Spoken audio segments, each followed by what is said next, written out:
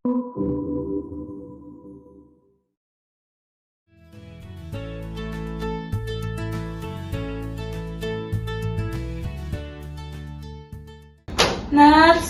Aifa, nurse. Ibu. Nurse, ini tadi katanya ditelepon dari petugas instalasi radiologi. Katanya jadwal röntgen saya sudah siap dari 10 menit yang lalu.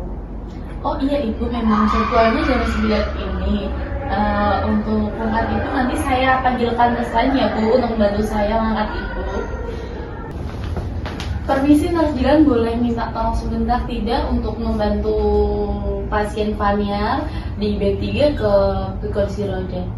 Aduh Aifa, maaf banget ya, ini pasien Eva baru saja masuk dengan keluhan dehidrasi berat. Saya masih harus observasi pasiennya. Boleh minta perawat lain minta tolong? Boleh? Ya udah, baik, terima kasih kalau begitu.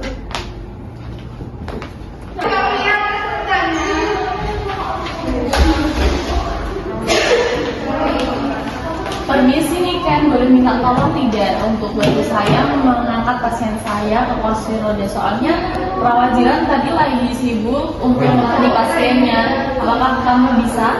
Maaf ya Aifa, ini aku lagi ngurusin berkas, ada pasien ini mau pulang.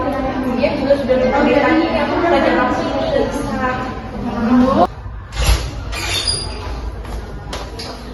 Aduh, ini gimana ya? Waktunya udah mepet, dokternya udah ada tindakan lain, ruang radiologi juga udah cerewet. Gimana kalau aku pindah sendiri aja deh? Bu Fadil juga masih bisa buat komunikasi, buat pegangan. Ibu, saya mulai ya. Ibu bisa melakukan instruksi saya. Permisi ya Bu.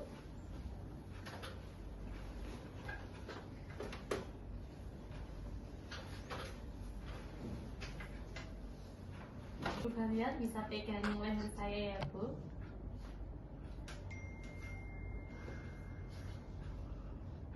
Bismillahirrahmanirrahim.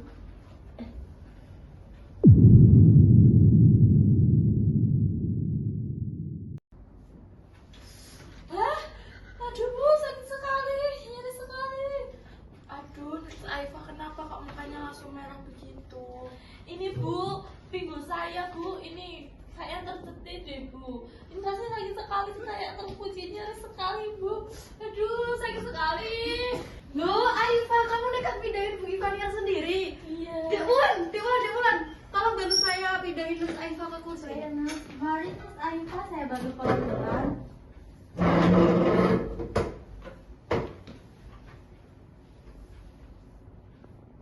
Dek Wulan, tolong ambilkan bantal lumbar dan kompres hangat ke ruang logistik sekarang. Hai nurse.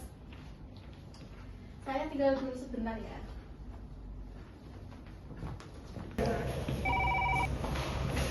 Halo Nurse Dian, saya Jilan di ruang melati, mohon izin melaporkan situasi darurat terkait staf dan pasien lewat. Oh iya, bisa silahkan. Baru saja pukul 9.15 WIB, Nurse Aifa mengalami cedera punggung bawah akut saat melakukan transfer manual pada pasien utama kita, Nyonya Ivaniar di bed 3. Kronologinya, Nyonya Ivaniar harus segera ke radiologi karena kondisi ruangan sangat sibuk.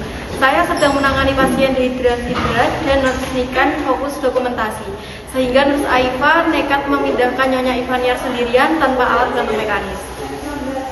Penilaian saya sementara, Nurse Aifa mengalami spasme otot parah, skala nyeri 8/10, dan tidak mampu berdiri tegak. Untuk kondisi pasien, Nyonya Ivaniar selamat dan sudah duduk di kursi roda. Tidak ada cedera atau insiden jatuh. Rekomendasi saya, mohon instruksinya agar meresmikan segera menggantikan untuk mendorong Nyonya Ivaniar ke radiologi agar pemeriksaan pasien tidak terlambat. Ya, terima kasih ya Nurse Jilan. Saya akan membawa beberapa bantuan ke ruangan melati. Ya, terima kasih. Nikan, tolong gantikan Aifa sebentar untuk mengantar Ibu Ivania ke ruang radiologi. Kasihan sudah ditunggu. Ya baik. Sebentar saya taruh dokumen terlebih dahulu ya. Baik, Ibu Ivania, saya bantu untuk radiologi ya.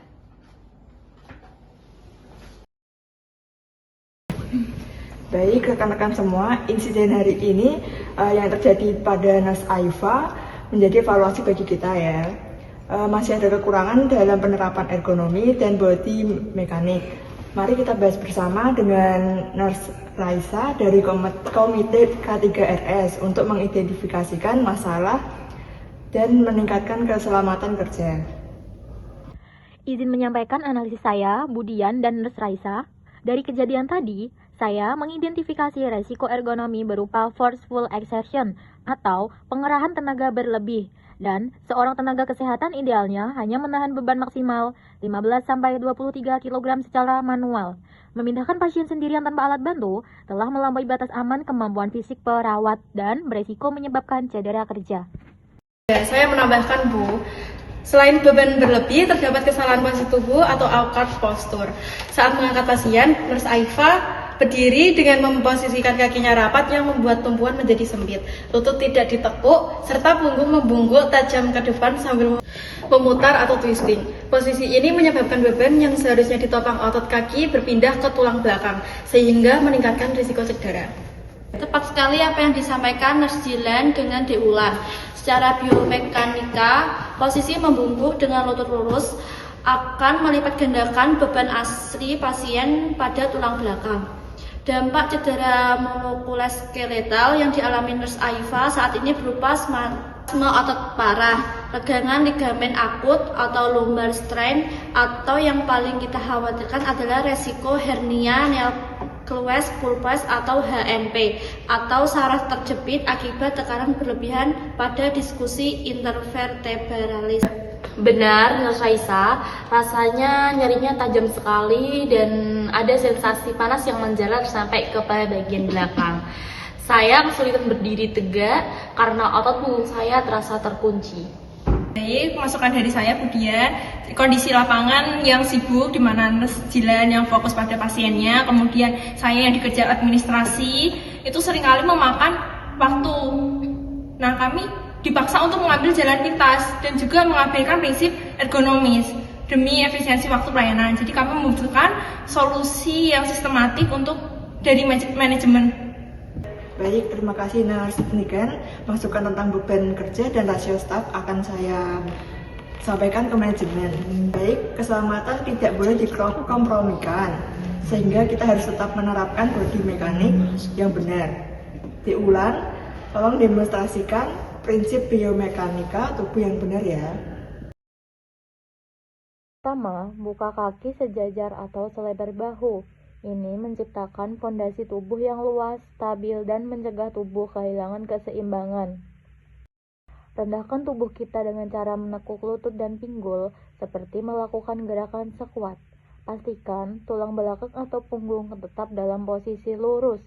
Dekatkan tubuh pasien sedekat mungkin dengan dada kita sebelum digeser atau diangkat.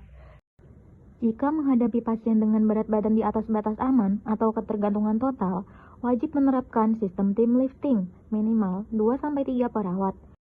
Demonstrasi yang sangat aplikatif dari Deulan. Berdasarkan evaluasi kasus ini, Komite K3RS akan mengintervensi dengan pendekatan hierarchy of control untuk mencegah cedera berulang pada staf lain. Mulai bulan depan, rumah sakit akan memfasilitasi ruang melatih dengan alat bantu geser berupa sweatset atau kain peluncur. Kami bersama Budian akan memperketat SOP baru setiap pemindahan pasien dengan berat badan di atas 60 kg atau dengan tingkat ketergantungan total. Baik, terima kasih Nurse Raisa, Budian, dan teman-teman semua atas evaluasinya. Kejadian hari ini menjadi pelajaran berharga bagi saya untuk tidak menukar keselamatan diri dengan kecepatan kerja. Terima kasih atas diskusi yang kritis dan solutif hari ini. Kerjasama hari ini sangat baik. Nurse Aifa, sekarang saya bebas tugaskan dulu untuk segera ke IGD agar mendapatkan pemeriksaan fisik ya. Bagaimana Nurse Aifa kabarnya? Sudah mendingan sih. Baik Nurse Aifa, tindakan memindahkan pasien sendirian tanpa memakai